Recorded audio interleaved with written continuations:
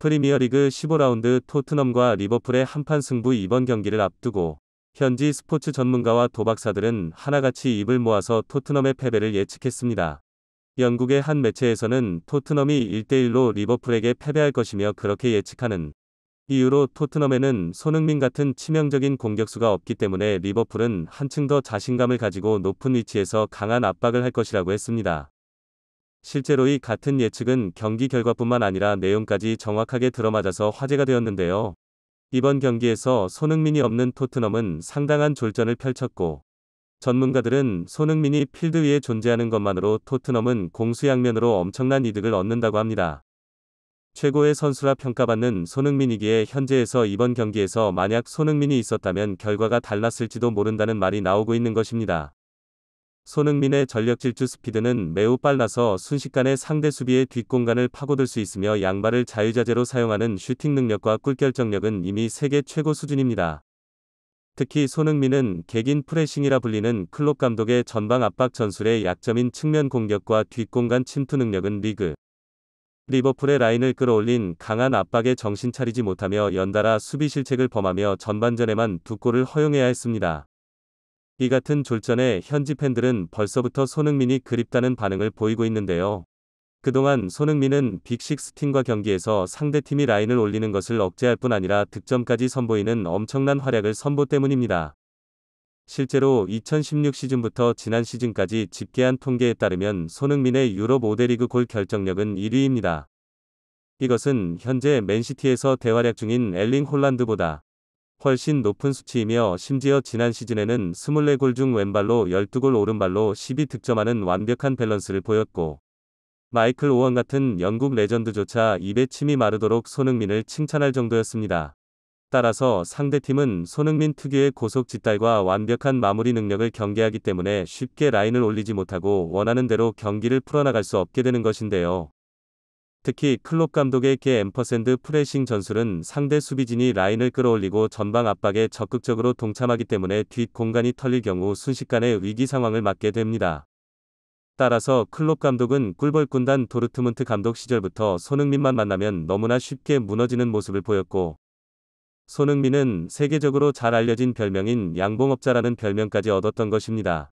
이번 경기에서 언제나 클롭 감독을 괴롭혔던 손흥민이 빠지자 리버풀은 마음 편하게 공격에 전념할 수 있었고, 토트넘은 터무니없는 졸전을 펼쳤습니다. 그중 최악이었던 것은 바로 토트넘의 수비진이었는데요. 토트넘은 콘테 감독의 지나치게 부정적인 전술에서도 이번 시즌 6경기 연속 선취점을 허용하고 있으며 리그 14경기에서 18개의 실점을 하는 등 형편없는 수비 능력을 보여주었습니다. 전문가들은 토트넘 수비의 가장 골칫덩이는 에릭 다이어라고 평가하고 있는데요. 평소에도 대인 수비에서 치명적인 실책을 범하며 불안한 수비를 보이던 에릭 다이어는 이번 경기에서도 끔찍한 경기력으로 살라에게 정확한 어시스트를 적립했습니다. 해당 장면에 대해 BBC 소속 스포츠 전문가 글렌 머레이는 다이어의 터치는 끔찍하다고 말하며 해당 실책은 다이어가 살라에게 선물한 이런 크리스마스 선물이라고 비아냥거렸습니다.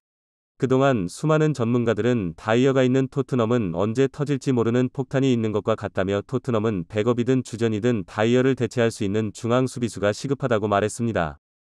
다이어가 있는 팀의 가장 큰 문제는 그의 끔찍한 불안한 수비로 인해 라인을 쉽게 끌어올릴 수 없으니 토트넘은 전진해서 주도하는 경기를 펼치기 힘들다. 는 이러한 다이어의 문제들은 이번 경기에서 여실히 드러나며 결국 토트넘은 2대1로 패배했습니다. 이날 경기가 끝나고 해리 케인은 인터뷰에서 고개를 푹 떨구며 지금 솔직히 힘든 기분이다라며 솔직한 패배 소감을 밝혔습니다. 이에 현지 팬들은 벌써부터 손흥민이 그립다는 반응을 보였는데요. 오늘 우리는 소니가 없어서 그런지 갇혀서 두드려 맞기만 한 기분이야. 라인을 억제할 선수가 없으니 리버풀은 너무나 쉽게 공격에 전념할 수 있었어. 오늘 다이어의 수비는 끔찍했고, 난 벌써부터 소니가 그리워. 콘테 아웃그는 이번 시즌 B클럽 상대로 전혀 이기질 못했어. 심지어 약팀 상대로도 졸전만 펼치고 있어. 경기라도 재밌으면 모르겠는데 재미도 없어. 이번 시즌 리버풀은 분위기가 좋지 않았다. 콘테는 부상자가 많다고 변명하지만 리버풀은 훨씬 심각한 상황이다. 심지어 리버풀은 홈에서 하위권 팀인 리즈에게도 패배했다. 그런데 홈에서 리버풀에게 진다고 콘테는 즉시 경질되어야 한다. 필드 위에 소니가 있는 것만으로 상대는 쉽게 라인을 끌어올리지 못한다. 특히 클롭의 전술은 소니에게 매우 취약하다. 소니가 부상당한 것은 콘테에게는 재앙이었고, 만약 순위가 있었다면 경기 결과는 달랐을 것이라 생각한다 등의 반응을 보였습니다. 한편으로 최근 B클럽 이적설이 끊이지 않고 있는 손흥민에 대해 영국 언론 데일리 익스프레스에서는 토트넘이 이번 겨울 이적 시장에서 손흥민을 팔 수도 있다는 기사를 보도했습니다. 과거 레버쿠젠 시절 손흥민은 지나친 수비 가다며 구에 질려 토트넘 미적을 결정했다고 하는데요. 최근 손흥민은 레버쿠젠 시절과 상황이 유사하기 때문에 전문가들은 다음 미적 시장에서 손흥민이 토트넘을 떠날 가능성이 높다고 전망하고 있습니다.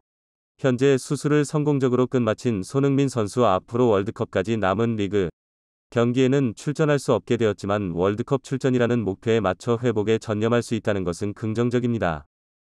회복할 시간을 하루라도 벌기 위해 수술 일정까지 하루 앞당기며 월드컵 출전을 향한 강한 의지를 보인 손흥민 선수는 부상 당일에도 본인의 몸을 먼저 챙기는 것이 아닌 대표팀 동료 선수들에게 연락해서 난 괜찮으니 걱정하지 말라며 늘 그랬듯 긍정적인 모습을 보이며 안심시켰다고 하는데요. 언제나 미담만 들려오는 대한민국 대표팀 주장 손흥민 선수. 손흥민의 빠른 쾌유와 함께 한국의 월드컵을 응원하며 오늘 준비한 영상 마치겠습니다. 끝까지 시청해주셔서 감사합니다.